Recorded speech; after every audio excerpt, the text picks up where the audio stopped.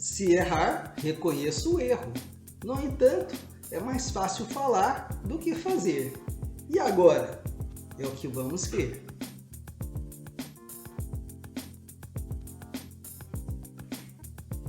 Olá pessoal, eu sou o Ricardo. Quando estiver com a razão, procure convencer os outros aos poucos e com toda habilidade, conquistando-os assim a pensar como nós. Quando estiver errado, reconheça os seus erros sem demora e com entusiasmo. É muito mais fácil ouvir a autocrítica do que a condenação dos outros. Exatamente a 1 minuto de minha casa, disse Dale Carnegie, havia um trecho de mata virgem onde o emaranhado das amoreiras se cobria de branco durante a primavera, onde os esquilos faziam ninho e criavam seus filhotes, e onde o capim crescia até a altura da cabeça de um cavalo. Esse sossegado bosque era chamado Forest Park, e era uma floresta que provavelmente não diferia muito em aspecto da que existia na tarde em que Colombo descobriu a América. Frequentemente passeava neste parque com Rex, meu pequeno bulldog de Boston.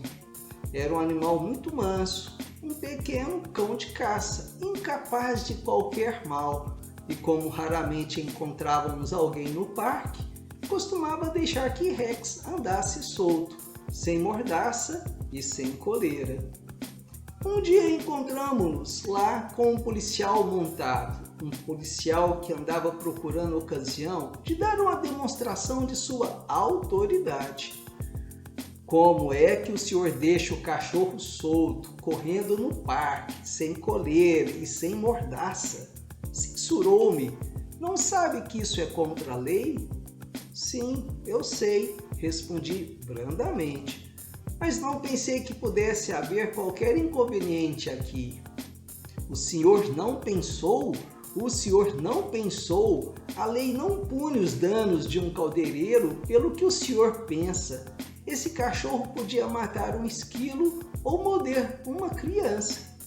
Dessa vez vou deixá-lo em paz, mas se encontrar o cachorro outra vez aqui sem mordaça e sem coleira, o senhor terá que se explicar perante o juiz. Com humildade, prometi obedecer. E, na verdade, obedeci, por algumas vezes. Mas Rex não gostava de mordaça, nem eu tampouco. Assim, uma tarde resolvemos nos arriscar. Tudo corria às mil maravilhas quando sucedeu o imprevisto. Rex e eu corríamos para o cimo do morro e lá, subitamente, para espanto meu, vi a majestade da lei cavalgando um cavalo baio. Rex ia na frente, dirigindo-se diretamente para o policial. Fui pego em flagrante, sabia disso. Resolvi não esperar que o policial começasse a falar. Fui mais ligeiro que ele. Disse: senhor policial, fui pego em falta. Sou culpado. Não tenho desculpas, nem justificativas. O senhor me advertiu na semana passada de que se eu trouxesse esse cachorro aqui outra vez, sem mordaça e sem coleira, seria multado. Bem, agora, começou o policial num tom mais delicado. Sei que é uma tentação deixar um cachorrinho como este correr aqui, quando não há ninguém no parque. Certo de que é uma tentação, mas uma tentação que fere a lei. Repliquei. Bem, mas um cachorrinho como este não vai fazer mal a ninguém, redarguiu o policial. Mas, não, pode matar os esquilos, retruquei. Ora, penso que o senhor está levando a coisa muito sério. Vou ensinar-lhe o que deve fazer. Deixe-o correr lá no alto do morro, onde não posso vê-lo, e esqueceremos tudo. O policial, ser humano, queria sentir-se importante. Assim, quando comecei a condenar-me, o único meio pelo qual ele podia alimentar sua vaidade era tomar uma atitude magnânima. mostrando-se clemente. Suponha, porém, que eu tivesse procurado defender-me. Bem, já teve alguma vez uma discussão com um policial? Mas, em vez de discutir, confessei que ele estava absolutamente certo e eu absolutamente errado. Confessei isso imediatamente, de modo claro e com entusiasmo.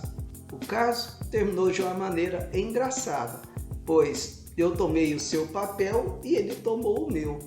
O próprio Lord Chesterfield dificilmente teria sido mais gentil que este policial montado, que apenas uma semana antes me havia ameaçado com os castigos da lei. Olha pessoal, aqui eu posto vídeo todas as semanas e é muito importante que você se inscreva para você ficar por dentro de tudo que eu estou falando aqui, para você ficar por dentro desse universo que eu estou trazendo para vocês. Eu vou trazer muitas dicas, muita coisa bacana que vai agregar em você. Então, também não se esquece, ative o sininho. Se sabemos que vamos ouvir de alguém alguma reprimenda, não é muito melhor precedermos a outra pessoa e dizermos nós mesmos o que ela vai dizer?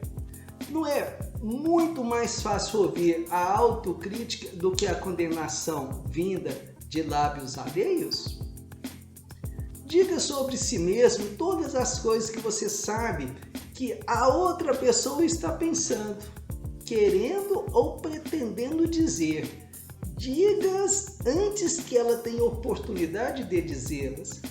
As possibilidades são na proporção de 100 para 1, em como a outra pessoa tomará então uma atitude generosa, de perdão, e reduzirá o seu erro ao mínimo, tal como o policial montado fez comigo e com o Rex.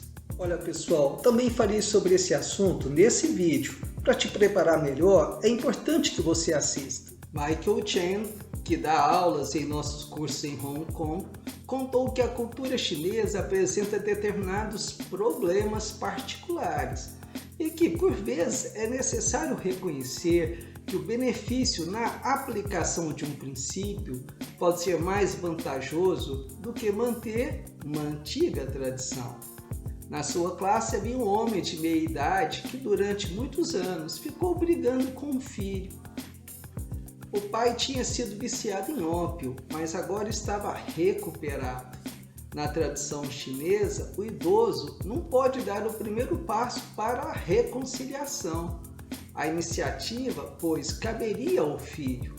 Numa das primeiras sessões, o homem contou sobre os netos que jamais vira e quanto desejava rever o filho e voltar a viver com ele. Seus colegas de classe, todos chineses, compreenderam a natureza desse conflito. O desejo se opunha a uma tradição há muitos séculos estabelecida. Segundo o pai, os jovens deviam respeito aos idosos e ele estava certo em não ceder aos seus desejos, ficando, portanto, à espera da chegada do filho. Quase ao final do curso, o pai voltou a se dirigir à classe. Ponderei sobre o problema, Dale Carnegie disse. Se você errou, admita-o rápida e enfaticamente. É tarde demais para admiti-lo tão rapidamente, mas posso admiti-lo enfaticamente. Errei em relação a meu filho. Ele estava certo em não me querer ver e viver longe de mim. Talvez me desprestigie pedindo perdão a um jovem, mas errei e sou bastante responsável para admiti-lo. A classe o aplaudiu e o apoiou plenamente. Na aula seguinte, contou como foi à casa do filho. Pediu e recebeu seu perdão. E agora começava um novo relacionamento com ele, com a nora e com os netinhos que finalmente vieram a conhecer. Quando estivermos com a razão, procuremos convencer os outros aos poucos e com toda habilidade, conquistando-os assim para o nosso modo de pensar. E quando estivermos errados, e isso acontecerá, surpreendentemente, muitas vezes, se nos julgarmos com honestidade.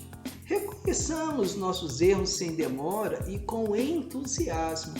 Tal técnica não produzirá apenas resultados surpreendentes, mas, acredite ou não, é muito mais interessante sob certas circunstâncias do que uma pessoa tentar justificar os seus erros.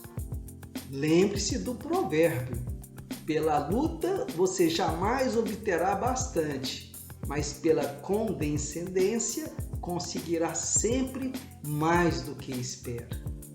Obrigado, pessoal. Agora se inscreve nesse canal para dar aquela força pra gente. Sua inscrição é o que vai fazer eu estar aqui todas as semanas para trazer para você assuntos do teu interesse. Não vou descansar até que você prospere e faça mais amigos. Até a próxima.